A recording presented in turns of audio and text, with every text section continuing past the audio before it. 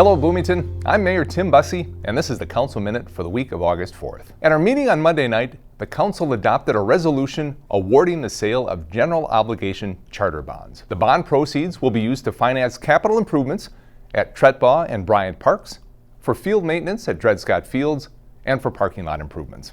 This is exciting because the work at Tretbaugh and Bryant are directly related to the priorities and recommendations of the Park System Master Plan. You might recall the work that went into developing the Park System Master Plan was comprehensive. It was a robust process that included extensive input from the community, consultants, and city staff. There were two important takeaways from that work. The first was that significant investment is needed to update and improve the quality of parks here in Bloomington.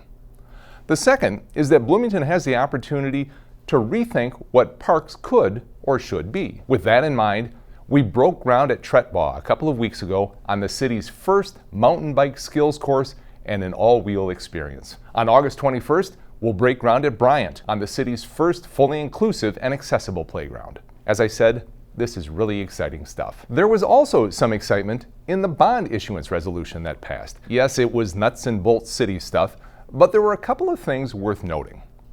First, there were 11 bidders for the bonds, which is an unusually high number, and it included at least one bidder who admitted that their firm typically doesn't bid on bonds in this price range.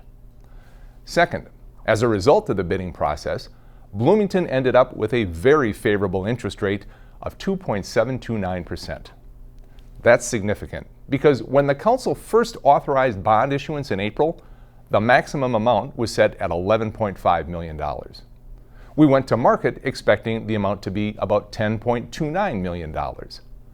When the bidding was complete and that favorable interest rate was set, the final amount was $9.1 million, which includes all the costs of issuance. About $2.4 million less than originally anticipated. That is really good news. Now, there are a lot of factors that go into a bond issuance, and the city has asked our bond advisors to do some digging and ask how we ended up where we did. But we can identify a few factors that played a role. The first is Bloomington's stellar financial reputation. Bloomington is still one of only a handful of cities nationwide that has 3 AAA bond ratings. In reviewing this offering, one of those rating agencies, Standard & Poor's, wrote, "Bloomington's key credit strengths include its very strong and expanding economy, which, coupled with robust financial management practices, has led to steady revenue growth and a strong overall financial profile." Our reputation definitely played an important role.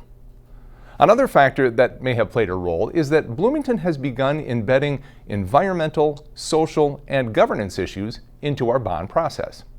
On this issuance, the city really emphasized the social piece in regard to our racial equity and sustainability activities. At a very high level, to qualify as a social bond, the proceeds must finance social projects or activities that achieve positive social outcomes or address a social issue. These projects focus on improving access to an essential service, parks, and they target specific populations like people with disabilities, historically underserved populations, and families with young children. The projects are also in line with 6 of the 17 United Nations Sustainable Development Goals. A final factor that likely played a role in our favorable interest rate is the fact that the financial markets have taken a hit over the past week or so. Timing, as they say, is everything. The bottom line is that the bottom line was very good for Bloomington on this bond issuance.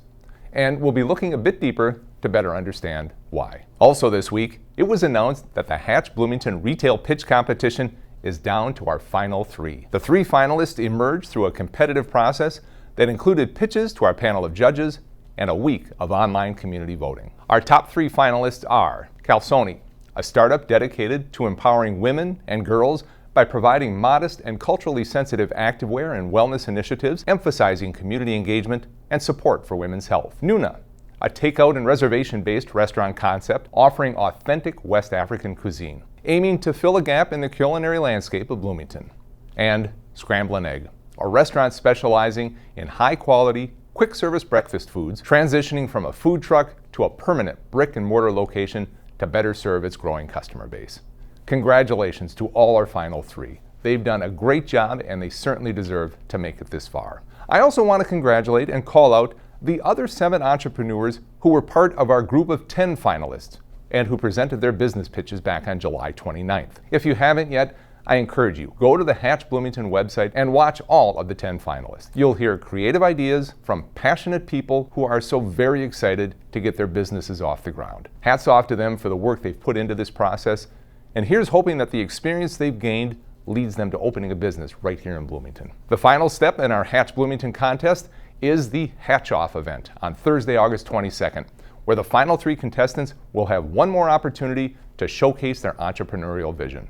The event is in the Black Box Theater right here at Civic Plaza, and everyone is invited to attend, or you can watch it via live stream. After our finalists make their pitches, online community voting will be open through Thursday, August 29th. The winner of Hatch Bloomington's $100,000 Business Assistance Award will be announced in early September. For more information, please visit hatchbloomington.com.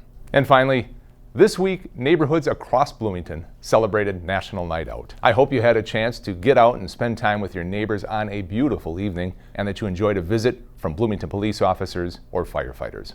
This is the 41st annual National Night Out, and about 320 Bloomington neighborhood groups participated. The overall themes of National Night Out have always been building community partnerships, strengthening neighborhood safety and awareness, and enhancing cooperation. I think it's safe to say that those 3 things are the foundation of public safety in any city. I had a great time talking with people, enjoying a lot of good food, and sharing the message that Chief Hodges shared at Monday's council meeting, that right now, crime in Bloomington is down 16% from last year, which puts us on pace to have one of the lowest crime rates in city history. Thank you so very much to Chief Hodges and the Bloomington Police Leadership Team, and all of our men and women in blue.